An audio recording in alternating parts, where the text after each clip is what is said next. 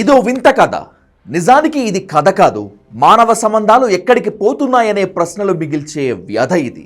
ఆమెకు 46, వాడికి 23.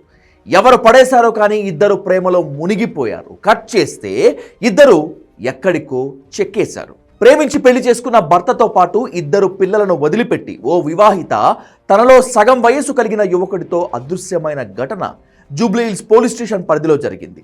జూబ్లీహిల్స్కు చెందిన 46 ఏళ్ల ఆర్తి భర్త పాశ్వాన్తో కలిసి నివాసం ఉంటోంది. వీరిద్దరిది ఉత్తర భారతదేశంలో ఓ నగరం.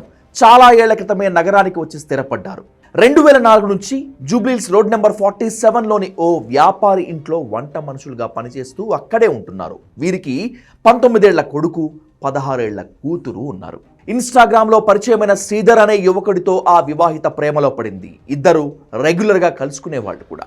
ఆ తర్వాత యువకుడు పాశ్వాన్ పనిచేస్తున్న ఇంట్లోనే వాచ్మెన్గా చేరాడు. అయితే ఆ తర్వాత ఆర్తి ప్రవర్తన పూర్తిగా మారిపోయింది. ఇది పాశ్వాన్కు అనుమానం పెరిగిపోయేలా చేసింది. అసలు ఆర్తి తీరు ఏంటో తెలుసుకోవాలని ఆమె కదలికలపై దృష్టి పెట్టడం స్టార్ట్ చేశాడు. శ్రీధర్ మీద ఆర్తి మనసు పారేసుకున్నట్లు భర్త గుర్తించాడు. ఇదే విషయమై నిలదీశాడు. దీంతో ఆమె పొంతనలేని సమాధానం చెప్పింది. ఆమెను ఈసారి స్ట్రాంగ్ వార్నింగ్ ఇచ్చాడు పాశ్వాన్. ప్రవర్తన మార్చుకోకపోతే ఊరుకునేది లేదని హెచ్చరించాడు. దీంతో భర్త మీద ఆర్తి కోపం పెంచుకుంది. శ్రీధర్తో కలిసి వెళ్ళిపోయింది.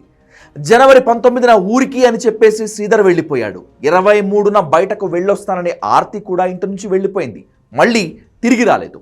ఆర్తి ఫోన్ స్విచ్ ఆఫ్ చేసి ఉండటం, ఆమెకు సంబంధించిన వస్తువులు కనిపించకపోవడంతో పాశ్వాన్కు అనుమానం వచ్చింది. దీంతో అతడు జూబ్లీహిల్స్ పోలీసులను ఆశ్రయించాడు. భార్య కనిపించడం లేదని కంప్లైంట్ చేశాడు. శ్రీధర్ అనే యువకుడి మీద అనుమానం ఉందని చెప్పుకొచ్చాడు. కేసు నమోదు చేసుకున్న పోలీసులు దర్యాప్తు చేస్తున్నారు.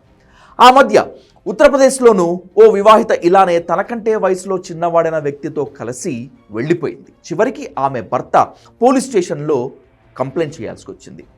పోలీసులు వాళ్ళిద్దరిని కష్టపడి వెతికి మరీ తీసుకొచ్చారు.